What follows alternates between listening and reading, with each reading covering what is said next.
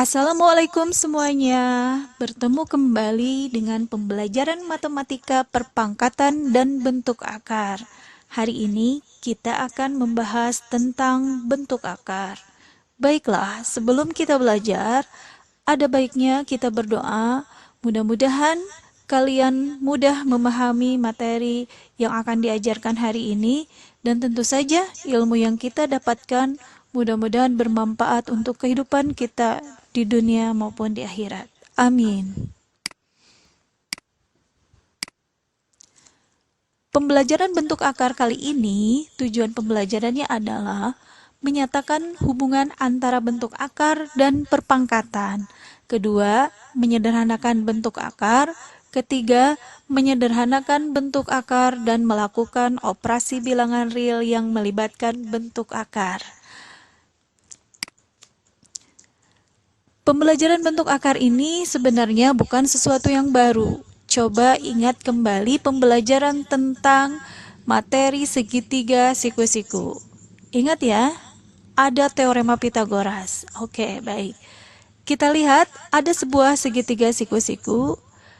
Panjang dua sisinya yaitu 3 satuan dan 4 satuan panjang. Kemudian hipotenusanya kita lambangkan dengan variabel H. Kita akan menghitung berapa panjang hipotenusa dengan menggunakan teorema Pitagoras. H kuadrat sama dengan 3 kuadrat ditambah 4 kuadrat. H kuadrat sama dengan 9 ditambah 16. H kuadrat sama dengan 25. Kita jumlahkan 9 ditambah 16 diperoleh 25. Kita akan melihat lagi langkah-langkah pada proses penyelesaian mencari panjang hipotenusa pada segitiga siku-siku. Sehingga nanti kalian akan lebih paham apa itu bentuk akar. Coba kalian ingat kembali pembelajaran kelas 7. Operasi penjumlahan, inversnya adalah operasi pengurangan. Operasi perkalian, inversnya adalah operasi pembagian. Nah, operasi pangkat pada bilangan, inversnya adalah akar pangkat. Pada penjumlahan, inverse itu dibilang atau istilahnya adalah lawan ya. Kalau pada perkalian dikenal dengan kebalikan. Untuk pangkat tidak ada istilah khusus, maka kita sebut saja dalam istilah umum yaitu inverse. Untuk memahami inverse, kalian perhatikan langkah pada penyelesaian teorema Pitagoras ini. Kalian perhatikan H kuadrat sama dengan 25. Pada soal ini yang ditanyakan adalah nilai H. Sementara di sini ada kuadrat. Bagaimana cara menghilangkannya? Maka kita memerlukan inverse dari pangkat 2. Inverse dari pangkat 2 adalah akar pangkat 2. Jadi kita tarik akar pangkat 2 dari H pangkat 2. Jika di ruas kiri ditarik akar pangkat 2, maka di ruas kanan juga harus ditarik akar pangkat 2 dari 25. Perhatikan, suatu bilangan pokok H dipangkatkan 2, lalu ditarik akar pangkat 2, maka ini akan saling inverse atau saling meniadakan. Sehingga di ruas kiri hasilnya adalah H sama dengan akar kuadrat 25. Akar kuadrat dari 25 kita perhatikan. Kita tulis ini dalam bentuk 5 pangkat 2. Nah, pangkat 2 dengan akar pangkat 2 saling meniadakan. Oleh sebab itu, H nilainya adalah 5. Lambang dari akar ditulis. Ini disebut radikal. Dari kata radix yang artinya akar. Kita membacanya akar kuadrat dari 25 atau akar pangkat 2 dari 25. Ingat, pangkat 2 memiliki istilah kuadrat. Kita baca ini adalah akar pangkat 3 dari 27 atau akar kubik dari 27. Karena pangkat 3, istilah lainnya adalah kubik. Boleh pangkatnya tidak ditulis, sehingga kita menulisnya seperti ini. Tapi cara membacanya sama, yaitu dibacanya akar pangkat 2 dari 25 atau akar kuadrat dari 25. Berapakah akar kuadrat dari 36? Kalian perhatikan, akar ini memiliki pangkat, yaitu pangkat 2. Oleh sebab itu, tuliskan 36 ini menjadi bilangan berpangkat 2. Ya, betul. Berarti 6 pangkat 2. Pangkat 2 dengan akar pangkat 2 saling meniadakan. Maka hasilnya adalah 6. Dari penjelasan tadi, ada hal penting yang kita simpulkan, yaitu akar kuadrat. Jika A tak negatif, akar kuadrat A adalah bilangan tak negatif yang kuadratnya adalah akar kuadrat 36 sama dengan akar kuadrat dari 6 kuadrat. Perhatikan, akar ini memiliki pangkat 2. Maka bilangan pokok ini kita nyatakan sebagai bilangan berpangkat 2. Pangkat 2 dengan akar pangkat 2 saling inverse atau saling meniadakan. Dengan demikian nilainya adalah 6. A, positif. Contoh berikutnya adalah bagaimana mencari akar kuadrat dari bilangan 5. Kalau kita ingin menyelesaikan masalah ini, karena di sini akarnya adalah pangkat 2, atau menyatakan 5 ini dalam bentuk perpangkatan 2. Apakah kalian menemukan? Jadi di sini harus pangkat 2. Nah, kita harus mencari suatu bilangan, entah bilangan berapa, kalau dipangkatkan 2 sama dengan 5. Tidak ada bilangan positif, kalau dipangkatkan 2 hasilnya 5. Kalian ingat ya, 1 kuadrat sama dengan 1, 2 kuadrat sama dengan 4, 3 kuadrat sama dengan 9. Jadi dari 1 ke 4 ke 9. Tidak ada di sini yang bilangan dikuadratkan, hasilnya adalah 5. Akar kuadrat 5 ini nilainya hanya bisa kita cari di tabel atau di kalkulator. Akar kuadrat dari 5 untuk mencari nilainya, kita harus nyatakan 5 ini sebagai bentuk bilangan berpangkat 2. Nah, kita cari bilangan berapakah yang kalau dipangkatkan 2 adalah 5. Jadi seperti ini, titik-titik, pangkat 2, nilainya adalah 5. Bilangan berapa ya ini? Coba dicari. 1 kuadrat 1, 2 kuadrat adalah 4, 3 kuadrat adalah 9. Jadi tidak ada bilangan asli di sini, bilangan positif di sini. Kalau dipangkatkan 2 sama dengan 5. Dengan demikian, kita mencari akar kuadrat 5 ini dengan kalkulator atau tabel. Coba kalian bandingkan hasil dari akar kuadrat 5 dengan 1/7. Akar kuadrat 5 menghasilkan nilai desimal. Dan kalian coba bisa amati bilangan di belakang koma. Kalian perhatikan 2, 3, 6, 0, 6, 7, 9. Semuanya tidak beraturan. Sementara untuk yang 1/7, kalian perhatikan di sini 1, 4, 2, 8, 5, 7. Berulang lagi, 1, 4, 2, 8, 5, 7. Berulang lagi, 1, 4, 2, 8, 5, 7. Akar kuadrat 5 nilainya adalah bilangan desimal dengan bilangan-bilangan di belakang koma yang tidak beraturan. Berbeda dengan hasil dari 1/7, bilangan desimal, tapi di belakang komanya merupakan bilangan-bilangan beraturan. Membedakan bahwa Ini merupakan ciri bilangan irasional. Ini adalah ciri bilangan rasional. Jadi bilangan rasional itu adalah bilangan yang bisa dinyatakan dalam bentuk A per B. Nah, ini A per B. Dengan catatan atau syarat B-nya tidak boleh 0. Mudah-mudahan kalian bisa melihat perbedaan bilangan irasional dan rasional. Oke, untuk lebih jelas lagi, contohnya gini. Akar kuadrat dari 25 ini pangkat 2, jadi 5 kuadrat. Di sini sudah punya akar pangkat 2, saling inverse, jadi 5. Nah, 5 ini adalah bilangan rasional.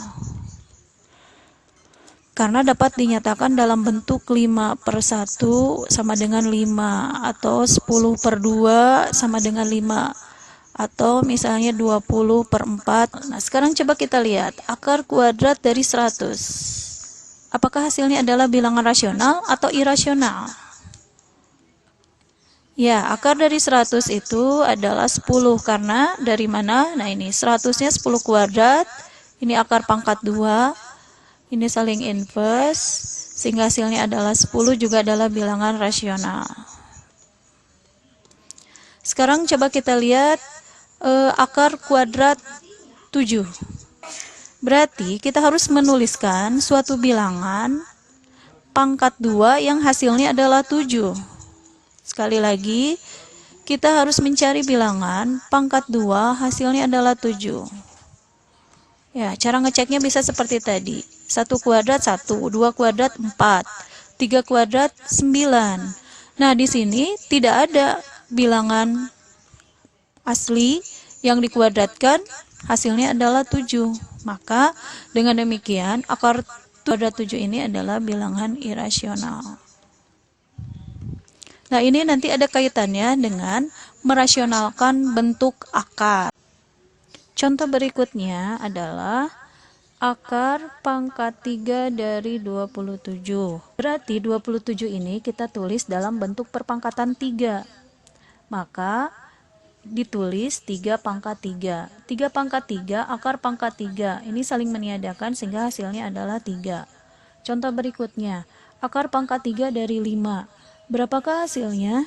Oke, berarti kita harus mencari bilangan berpangkat 3 yang hasilnya adalah 5. Kemudian 2 pangkat 3, hasilnya adalah 8. Kalian perhatikan, tidak ada bilangan pangkat 3 yang hasilnya di sini 5. Berarti akar pangkat 3 dari 5 ini hanya bisa dicari nilainya melalui tabel atau kalkulator. Untuk akar pangkat 3 ini sudah sederhana, karena hasil desimalnya adalah bilangan irasional. Apakah ada akar pangkat 4? Tentu saja ada. Misalnya akar pangkat 4 dari 81. Maka kita harus menyatakan 81 ini sebagai bilangan yang berpangkat 4. Berapakah? Kita dapatkan 3. Jadi 3 pangkat 4 diakarkan pangkat 4 saling inverse, maka hasilnya adalah 3. Contoh saja akar pangkat 5 dari 32. Maka akar pangkat 5 dari 32 ini nilainya kita harus cari bilangan yang kalau dipangkatkan 5, pangkatkan 5, hasilnya adalah 32. Bilangan pangkatkan 5 hasilnya adalah 32. Berapakah itu? 2. Jadi di sini 2 pangkat 5. Ini saling inverse, jadi nilainya adalah 2. Baiklah, sekarang contoh berikutnya. Tadi kita tahu akar pangkat 5 dari 32 adalah 2. Bagaimana kalau akar pangkat 5 dari negatif 32?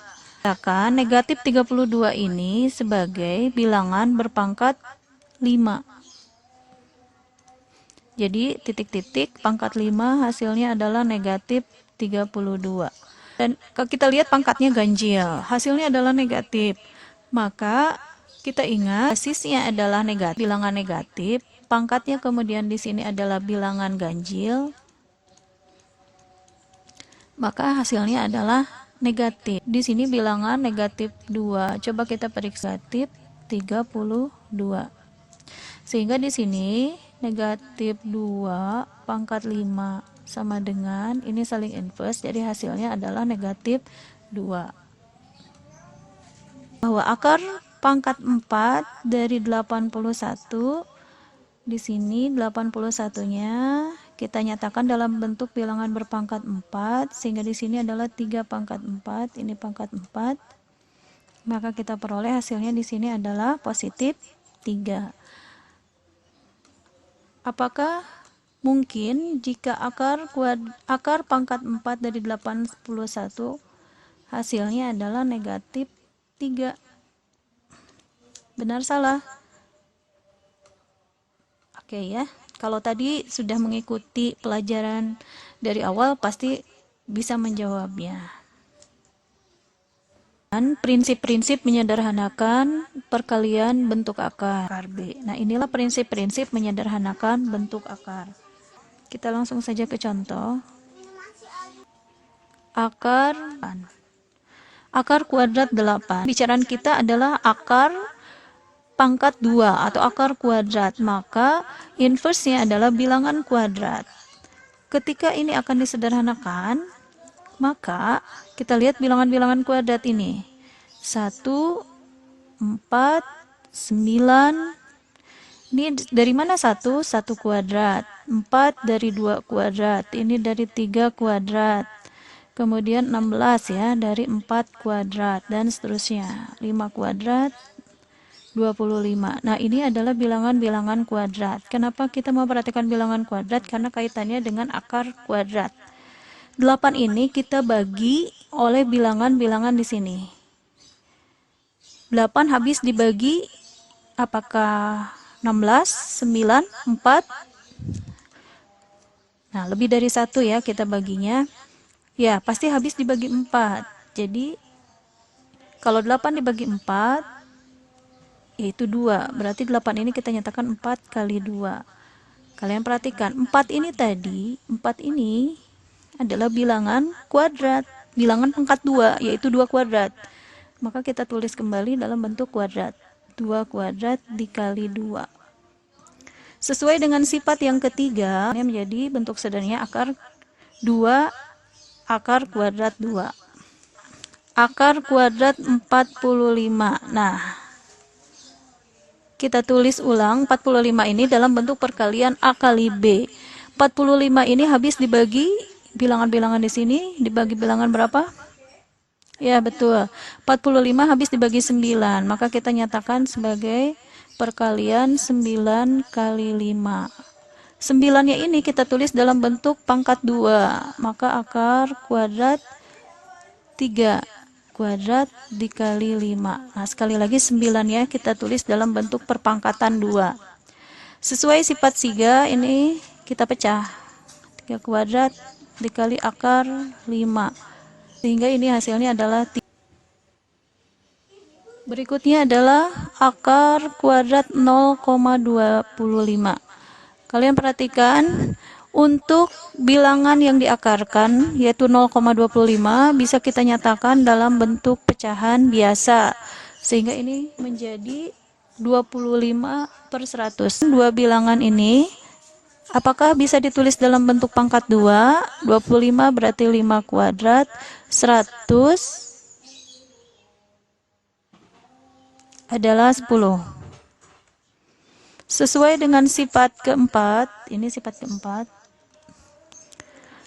maka bentuk ini kita tulis menjadi akar kuadrat 5 kuadrat per akar kuadrat 10 kuadrat. Ini ada pangkat 2. Saling inverse, jadi ini pembilangnya 5. Kita lihat penyebutnya adalah 10. Kalau mau ditulis dalam bentuk desimal, berarti ini 0,5. Contoh adalah akar kuadrat 12 ditambah akar kuadrat 27 sama dengan, nah seperti ini kita tidak bisa langsung menjumlahkan, terus mengikuti prinsip yang pertama, yaitu B akar kuadrat A ditambah C akar kuadrat A sama dengan dalam kurung B ditambah C dikali akar kuadrat A. Jadi baru bisa dijumlahkan kalau ini akar kuadratnya sama. sementara ini tidak sama. Apa solusinya? Kita harus sederhanakan. Ingat tadi, akar 12-nya kita tulis dalam bentuk 4 kali 3. Jadi salah satunya harus bilangan kuadrat. Ditambah akar 9 kali 3. Nah, dari sini kita tulis lagi, ini menjadi 2 kuadrat. 4 kita tulis menjadi 2 kuadrat dikali 3 ditambah 9, ini bisa dinyatakan dalam bentuk kuadrat. 3 kuadrat dikali 3 sama dengan, ini kita pecah atau langsung bisa. Kalau kita pecah seperti ini, jangan lupa 3-nya masih dalam akar, tanda akar. Ditambah akar kuadrat dari 3 kuadrat dikalikan akar kuadrat. Ini akar pangkat 2, ini ada pangkat 2. Pangkat 2 dengan akar pangkat 2, ini jadi 2 akar 3 ditambah 3 akar 3. Nah, sekarang kalian perhatikan, yang di dalam tanda akar ini sudah sama, maka tinggal dijumlahkan berdasarkan sifat 1, hasilnya adalah 5 akar 3.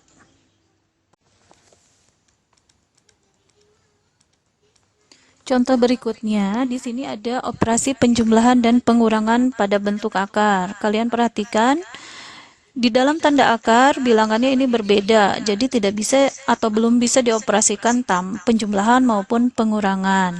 Solusinya seperti tadi, kita sederhanakan dulu. Akar kuadrat 8 kita tulis menjadi akar kuadrat 4 kali 2. Akar kuadrat 18 kita tulis akar kuadrat 9 dikali 2. Dan akar kuadrat 32 kita tulis 16 dikali 2.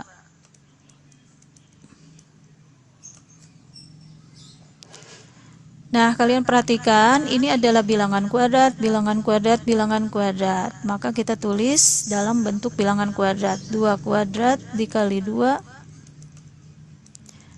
3 kuadrat dikali 2, dikurangi 4 kuadrat dikali 2. Kita tulis boleh langsung, ini menjadi 2 akar 2 ditambah 3 akar 2 dikurangi 4 akar 2. Kalian perhatikan, di dalam tanda akar ini semua sudah sama. Ini sudah sama. Berarti bisa dioperasikan penjumlahan dan pengurangan sesuai sifat 1 dan sifat 2. Sifat 2, kalian perhatikan kembali. Sifat 2, B akar kuadrat A dikurangi C akar kuadrat A, maka sama dengan B min C akar kuadrat A. Dengan demikian, ini kita jumlahkan, kemudian kita kurangi. 2 ditambah 3 dikurangi 4, akar, kalikan akar kuadrat 2. 2 ditambah 3, 5, dikurangi 4 adalah 1. 1 akar kuadrat 2. 1 boleh tidak ditulis sehingga hasilnya akar kuadrat 2. Oke, pembelajaran hari ini Ibu rasa sudah cukup. Mudah-mudahan kalian tetap semangat. Ibu cukupkan. Wassalamualaikum warahmatullahi wabarakatuh.